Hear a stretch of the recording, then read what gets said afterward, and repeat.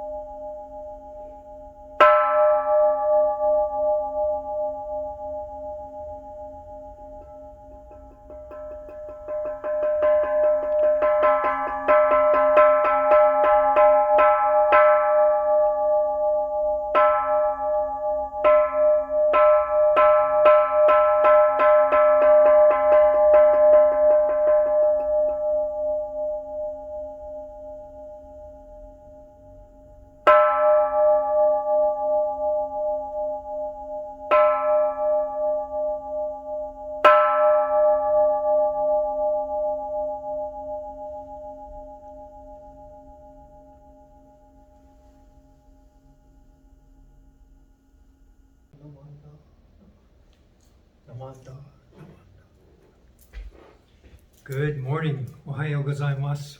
Welcome to our fall Ohigan service. It's always nice to have this service to begin the fall season, change in the weather, and everything seems kind of fresh. Lots of things, programs at the temple are beginning again with Dharma school and the school schedule for the young ones and their families, and many other programs as well are starting again after the short summer slowdown in August. So it's always nice to come in September to enjoy our Ohigan service. So I always look forward to it. There's kind of a freshness in the air and very enjoyable, and it feels like things are starting again. So nice to have you here. I'd like to introduce you to our chairpersons for today. Yes, serving as our chairpersons for today's Ohigan service are Squeek and Kiki. You might remember them from serving at past services. And before this service, we were talking a little bit, and yeah, you know, they are new and young at the temple and really enjoying, appreciating the friendships and the support through hard times and all these things that the temple provides. But they're asking, but we are enjoying it, but are we supposed to be doing something? Are we supposed to be meditating or practicing, or maybe we're not sure what we're supposed to do at the temple always, so maybe you can explain some of that. So these are very good questions, and maybe others as well wonder, you know, what is our practice? What are we supposed to be doing other than taking care of bazaars and festivals and cooking and eating and chanting? And is this what we do, or is there some kind of more specific direction? So maybe Ohigan is a good time to explore some of those ideas. Anyway, we are happy to have Squeek and Kiki here to serve as our chairpersons. They're too young to wear their masks, but nice to have their youthful enthusiasm here at the temple. You see that they have their onenju, and so they are ready for service. I would like to provide the service order for today. We'll begin with the three treasures, and you can join me. And this will be followed by the Raisanmon, the three treasures in Japanese. Following this will be the Hyobyakumon, announcing the purpose of this gathering, this fall Ohigan service. Then I'll take my seat up on the altar. We will chant the Sanbutsuge and the Sanbutsuge. Nembutsu and Ekoku will complete the chanting portion of the service, and then I'll come back here for my Dharma message. Okay, so please join me for the three treasures. Hard is it to be born into human life. Now we are living it. Difficult is it to hear the teachings of the Blessed One. Now we hear it. If we do not realize the truth in this life, when will it be realized? Let us reverently take refuge in the three treasures of the truth. I take refuge in the Buddha. May we absorb ourselves in the principle of the way to enlightenment and awaken in ourselves the supreme will. I take refuge in the Dharma. May we be submerged in the depths of the doctrine and gain wisdom as deep as the ocean. I take refuge in the Sangha. May we live in harmony in the great assembly as disciples of Buddha and be freed from all hindrances, becoming units of true accord in the life of harmony, in the spirit of universal oneness, freed from the bondage of selfishness. Even through myriad ages of kalpas, hard is it to hear such an excellent, profound, and wonderful doctrine. Now we are able to hear and receive it. Let us thoroughly understand the true meaning of Tathagata's teachings. Raisanmon. Ninjin ukegatashi imasude ni uku. Buppo kikigatashi imasude ni kiku. Konomi konjo ni mukatte dosezumba. Sarani izure no sho ni mukatte kakonomi o dosen. Daishu morotomo ni shishin ni sambo ni kieshi tatematsuru beshi. Mizukara butsu ni kieshi tatematsuru. Masani nagawakuba shujo to tomo ni. Daido o taige shite mujoi o okosan. Mizukara ho ni kieshi tatematsuru. Masani nagawakuba shujo to tomo ni. Fukaku kyōzō ni irite chie umi no gotoku naran. Mizukara so ni kieshi tatematsuru. Masani negawakuba shujo to tomo ni. Daishu o tori shite issai muge naran. Mujo jinjin mimyo no Howa. 100,000 man go ni mo ai o kotokatashi. Ware ima kenmon shijuji suru koto o etari. Negawakuba nyorai no shinjitsugi o keshitate matsuran.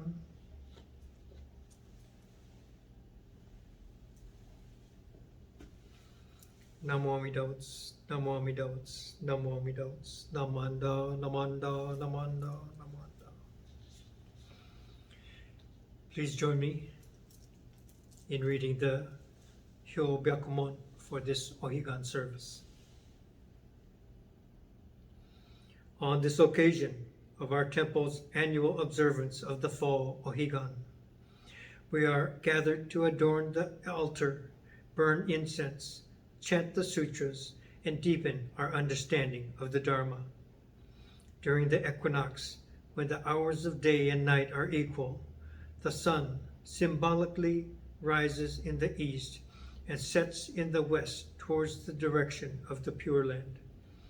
We gather to listen and meditate upon the teachings of the Dharma as clarified by Shinran Shonin.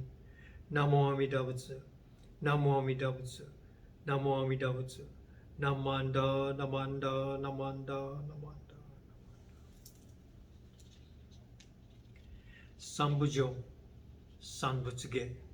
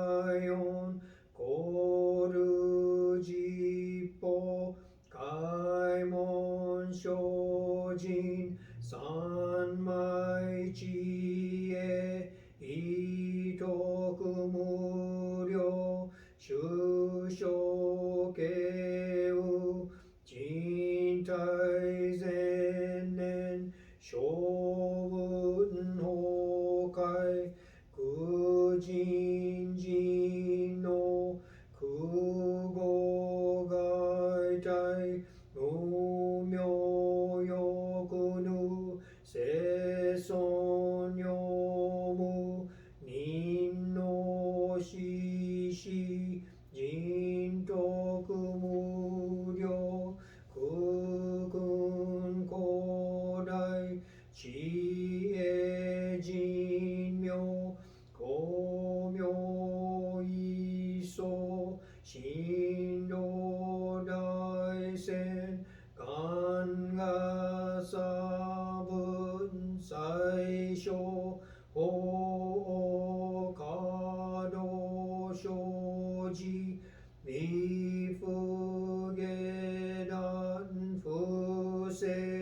上位解任精進尿税三昧知恵以上公正特分不行志願一切空一切大安慶死有分百千六万無量大小修行後者供養一切死と処分不尿愚道検証不逆異尿後者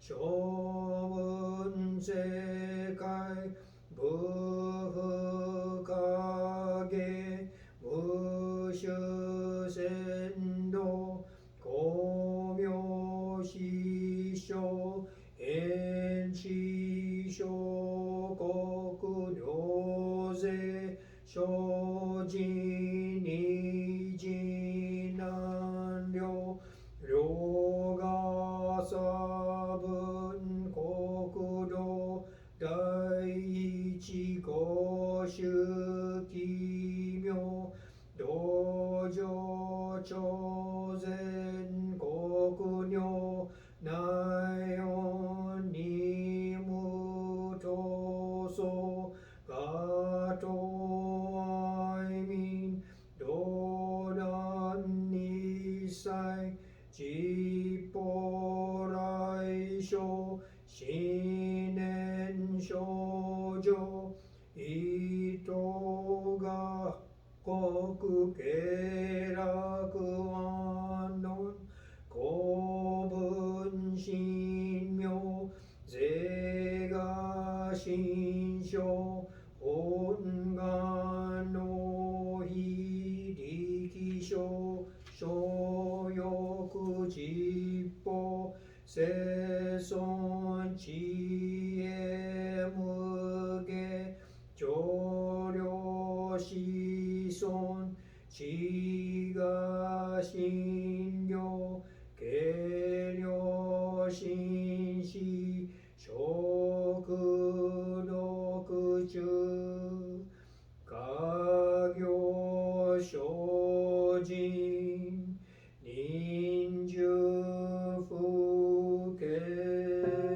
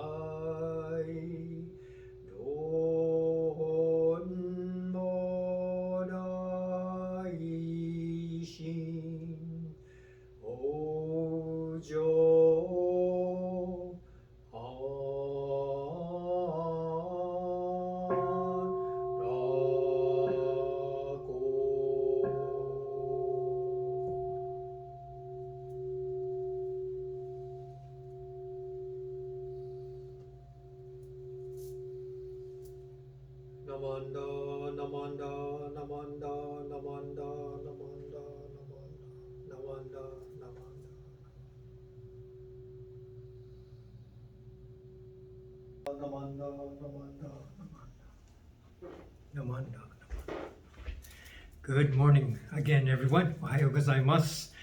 Welcome to our Fall Higan service. It's very nice to have you all here and there joining us for this service.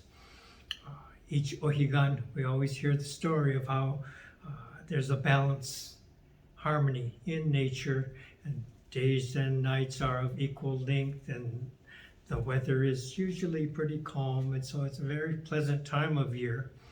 And so this harmony that is surrounding us, and I like to think that it's permeating us. And so perhaps we can feel a kind of equilibrium, kind of balance in our own selves as well. So Ohigan is a time to recognize this harmony that surrounds us and that we are a part of this harmony. Like Squeek and Kiki were saying earlier, they like coming to the temple. They feel the support of the Sangha members. They have all these friendships that they've been able to find and grow. And, they've had their own difficulties in life, and the members and the teachings really help them to feel supported and not to feel so isolated. And they really appreciate that. But they said that sometimes it's not so clear what we're supposed to do. We feel nice, we feel good here when we come and we chant together and we eat together, and I like all of that, but are we supposed to be doing something? Is Nembutsu, is that our main practice? And so sometimes it's not clear, not only for the young ones, but maybe others as well. So what is our practice? How does the Nembutsu work like this? And so these kind of questions, we wonder, what is it that we're supposed to be doing? Maybe Dharma school teachers struggle with what is it exactly we're supposed to be teaching the younger ones to do when we don't know what to do. Is it so clear or is it not? And also we often hear everyday life is our practice. And so doing whatever we go through in every situation, every moment of every day, we are provided an opportunity to practice how to be, to have the proper frame of mind and effort, and all of these things we can look at through Ohigan when we are provided this, the 6 Paramitas as kind of a guide of how to live our lives, okay? And each of these practices, sometimes I think, gee, I'm not ever going to do these perfectly and become enlightened. I'm not going to become a Buddha, so why try? But it's kind of a process, and it's not the end goal to become a Buddha, but in this process, we improve ourselves, our relationships with each other improve, okay? I can be a better friend. I can be a better father, a better teacher, a better husband, a better son, by learning, trying to observe and practice and watch for these 6 paramitas, the 6 perfections, and see how does it go. So when we look at these, oftentimes we talk about the 6 paramitas, but we talk about dana, mostly selfless giving, giving or generosity, and the others we kind of blur over. Okay, so today we'll go through all of them. Danas, giving or generosity, and we see this, giving freely and not expecting anything in return, and we see this often when we come to the temple. People are preparing something, maybe some snacks for after service, maybe bazaar time, everyone's busy hustling around getting things prepared and done, and all these things are just contributing to the overall effort. You're not expecting something in return, we're just doing, and you see this repeatedly. So this is a practice of dana that we see regularly all around the temple, okay? And the second one is Sila, ethics or right behavior. And if you were to compare the 6 paramitas and the Eightfold Path, it might be parallel to right speech, right conduct, right livelihood. So all of these things, how we act, and through how we act, we bring a harmony into the world, and we refrain from causing harm, okay? So we want to be polite to each other, be aware of each other at the temple, and then again anywhere, at the store, in traffic. We want to be kind and considerate, and then there'll be less conflict going around and a little more harmony. And so we contribute not only to our own lives, but to the wellness of society. So we go to meetings, and maybe there'll be times when two people disagree, but even though they disagree, usually they're able to still be polite to each other and express their different opinions and share their perspectives. And so without getting angry or throwing things or breaking your camera, you can still be polite and talk to each other, right? The third one is kshanti, perseverance or endurance. So being patient. And so again, to look at the Eightfold Path, it might be parallel to right effort. But this effort is kind of internally how we are acting in our, so perseverance, patience, and we try to stay calm in things we endure in our lives, even though it might be difficult, even though it might be serious, even though maybe there's an illness or an injury or an accident, something happened that needs your full attention, and still you're able to keep your patience and your calm and able to do this, okay? I was thinking of examples of where we practice this patience and perseverance, and I thought of DMV, the Department of Motor Vehicles. So if probably most of us have been there waiting in line and waiting, hopefully patiently waiting in line. So when they're on number 12 and you're number 147 and you sit there patiently in line, this is a practice of kshanti, patience, DMV. The fourth one, vidya, okay? Diligence and effort, and we want to do things, work hard, and to enjoy working hard. So when we do something like setting up the bazaar again or something like that, another event, study session, a lecture, chairs need to be put up, the floor needs to be cleaned, food needs to be prepared, and all these things, you like to work with people who work hard and get these things done properly and well. And so doing these things, we work hard, we enjoy working with others hard, and there's a give and take there and a camaraderie. So again, a harmony comes, and this is again from the Eightfold Path, right effort, but this is more of an external, okay? Kshanti is internal effort. Vidya is an external effort where we're working hard and enjoying this working hard and doing this together.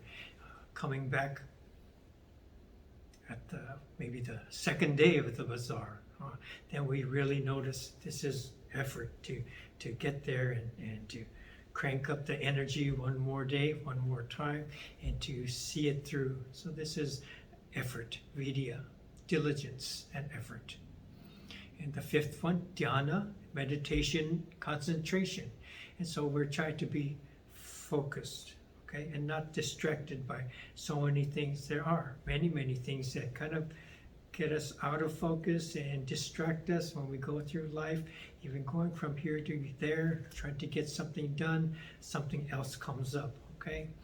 And a few years ago, you would hear a lot about multitasking, and then more recently you hear that doesn't really work. You're kind of scattered rather than being focused and getting all your concentration on one thing and getting it done and doing it very well.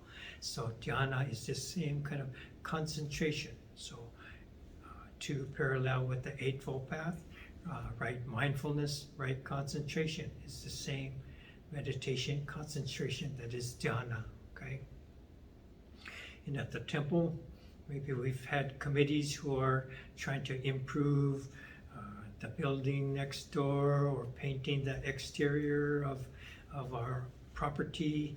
And so those kind of things, we don't want to get distracted. We want to see what You know, what kind of bids we have, what kind of timing we have, what is the cost going to be, how much are they going to take care of, can we count on them, who's going to oversee all of this, do we have enough funds, and all these things. This is concentration.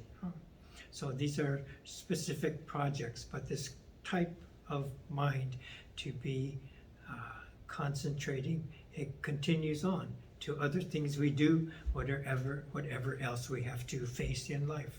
Okay. And the final, number 6 of our 6 paramitas is Prajna. And this is wisdom, and to see the eyes from the eyes of the Buddha. Sometimes I've heard people think something occurs and say, what would the Buddha say if he were here? How would the Buddha see this if he were here? How do I see it? How would the Buddha see it? So there's a distinction from the Buddha's perspective and our limited perspective. Not to switch from one to the other, but we want to recognize and notice both. What would be the Buddha's perspective? What is my usual or normal perspective? And we see both of these things and differentiate what is real and what is relative. Okay, not to pick between one or the other, but to be able to recognize and to see both of these. And so in the Eightfold Path, this would be right view, right thought. Okay, so right view, right thought is to see things with prajna, to see things with the wisdom of the Buddha.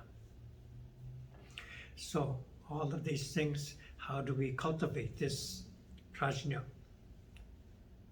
And I like to think we come to the temple and we come here and we cultivate the right view, right thought by being at the temple to listen to the stories and the lessons of the Dharma. Okay, so these are the 6 paramitas that are provided as a guide each Ohigan, spring and fall. And so we are use these to be able to recognize the world of suffering and the world of peace, 2 separate realms, but yet they are the same.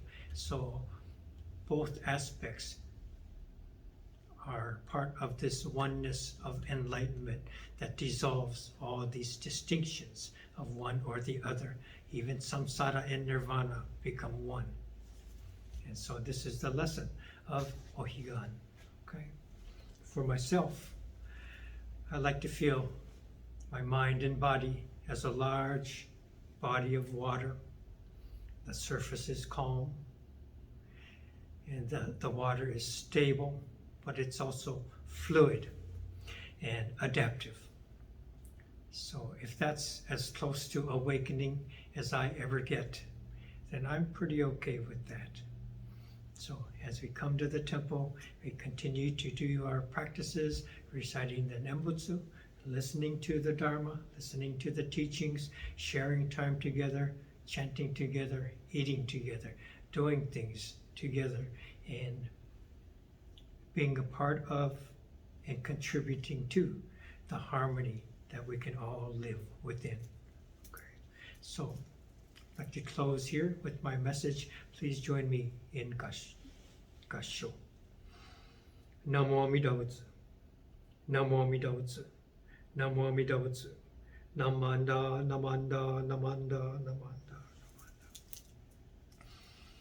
Thank you for being here. I'll now set up, light the incense, and we could come up here and there. Hopefully you have set up something at your own homes, incense or other types of offerings, whatever you have selected, and we will do our Oshoko and conclude our service. Please join me in Gassho one more time. Namo Amida Butsu. Namo Amida Butsu. Namo Amida Butsu. Namanda, Namanda, Namanda. Thank you for being here. Thank you.